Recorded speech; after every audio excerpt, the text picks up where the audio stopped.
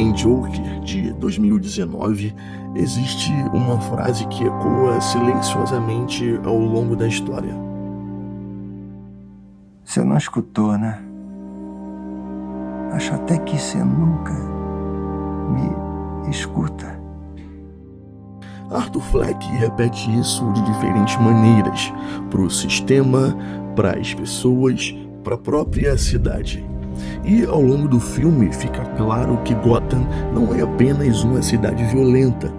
Gotham é uma comunidade indiferente, uma sociedade apática, onde alguém pode se afundar cada vez mais fundo sem que ninguém pare para perceber, sem que ninguém realmente veja. O filme expõe a frieza de uma sociedade que, apesar dos apesares, continua funcionando normalmente, enquanto pessoas desmoronam em silêncio. E foi refletindo sobre isso que uma pergunta começou a surgir. Se o mundo já é assim por natureza, qual deveria ser o papel da igreja dentro dele? Porque o Evangelho nos chama para ser sal e luz deste mundo. Mas isso nos leva a uma questão inevitável. Será que Gotham é apenas um retrato do mundo? Ou, em certos aspectos, também um espelho da própria igreja? Fala galera, esse é o DC A Luz da Cruz, um canal cristão onde a gente analisa o universo DC à luz da Bíblia, revelando paralelos e verdades que vão muito além da história. Hoje vamos analisar o filme Coringa, de 2019, dirigido por Todd Phillips e tendo o seu protagonista interpretado por Joaquin Phoenix. Esse filme é extremamente interessante porque ele possui várias camadas e exatamente por possuir várias camadas, muito provavelmente vai sair mais alguns vídeos aqui no canal só baseado nesse filme.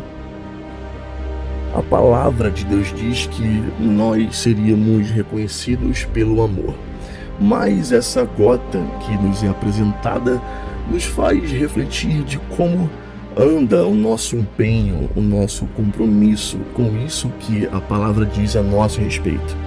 E por isso que nós podemos aprender muito com esse filme, porque todo o herói tem algo a nos ensinar à luz da cruz.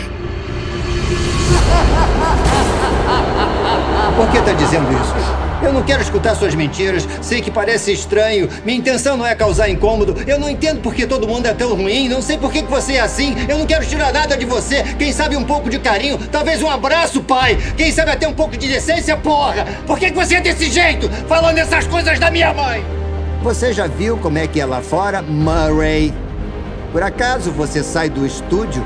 As pessoas só gritam e berram umas com as outras. Ninguém nunca é educado. Ninguém pensa como é estar no lugar do outro cara. Mas você não escuta, nunca escuta.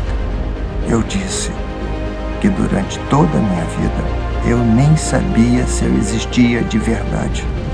Quer ouvir outra piada, Murray? Não, a gente já ouviu muita piada. O que você consegue assim, quando cruza um doente mental solitário com a sociedade que abandona ele e trata como lixo esse cara? Liga pra polícia. Eu digo que consegue. Pode ligar pra você polícia. consegue a merda que merece.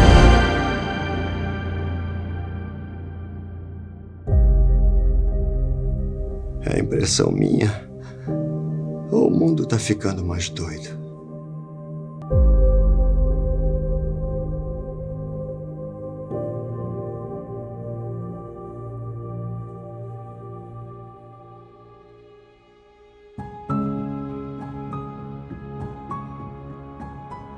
Uma das coisas mais interessantes no filme é perceber que Gotham não é uma cidade explicitamente cruel. A maior parte das pessoas não odeia o Arthur. Elas simplesmente não o veem. A assistente social o atende de maneira mecânica, os colegas de trabalho apenas o toleram, os passageiros do metrô humilham e Murray Franklin transforma sua dor em entretenimento. Arthur está cercado de pessoas o tempo todo, mais permanece completamente invisível. Essa talvez seja uma das críticas sociais mais profundas do filme. O problema de Gotham não é um excesso de ódio. O problema de Gotham é a ausência de compaixão. A indiferença deixou de ser um sentimento e se tornou uma cultura.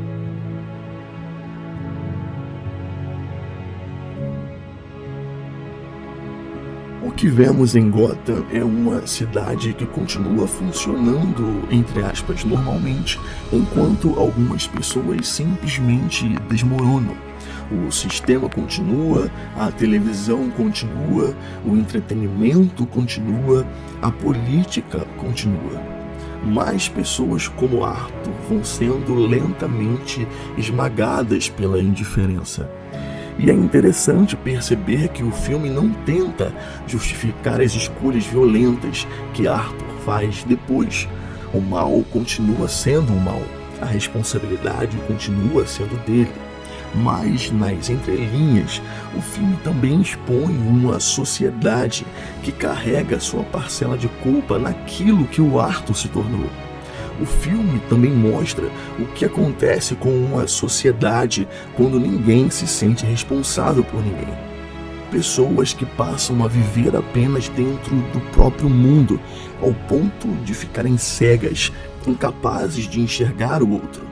E aqui é onde a reflexão fica mais séria.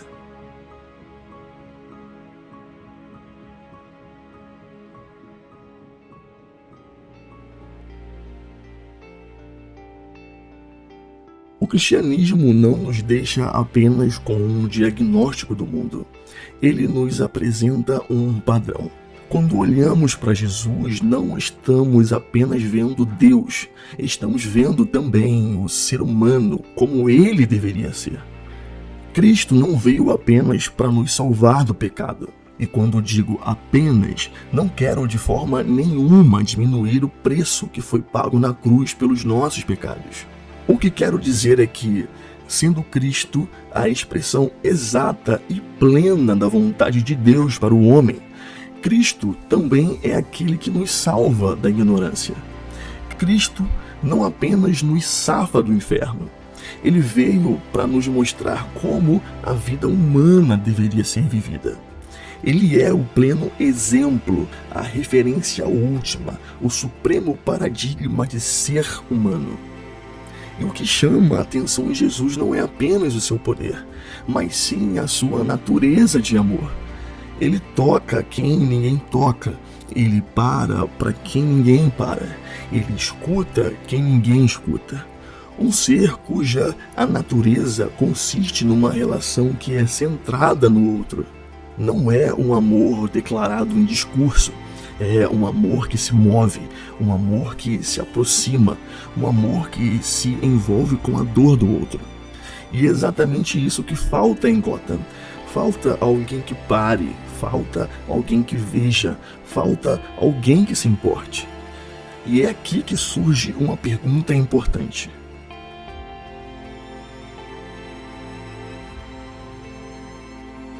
Porque quando olhamos para muitas comunidades cristãs hoje, algo parece ter se perdido no caminho. Grande parte da energia da igreja contemporânea está centrada em cultos bem organizados, liturgias bem executadas, música de qualidade, teologia bem estruturada. É claro que tudo isso tem seu valor, mas são coisas totalmente secundárias. Às vezes me faço essa pergunta: em qual momento da história a igreja passou a entender que aquilo que Deus queria de nós eram cultos, liturgias e ritos? O centro da vontade de Deus é e sempre será que suas virtudes espirituais de amor encontrem uma expressão humana. O centro da vontade de Deus é que nós, como filhos dele, nascidos do Espírito, encarnássemos suas virtudes espirituais numa base relacional de amor uns com os outros. Porque Jesus foi muito claro quando disse: "Nisto todos conhecerão que sois meus discípulos, se tiverdes amor uns pelos outros." não é a qualidade da liturgia, não é a excelência do culto, não é a precisão teológica. O sinal visível do discipulado cristão é amar como Cristo amou.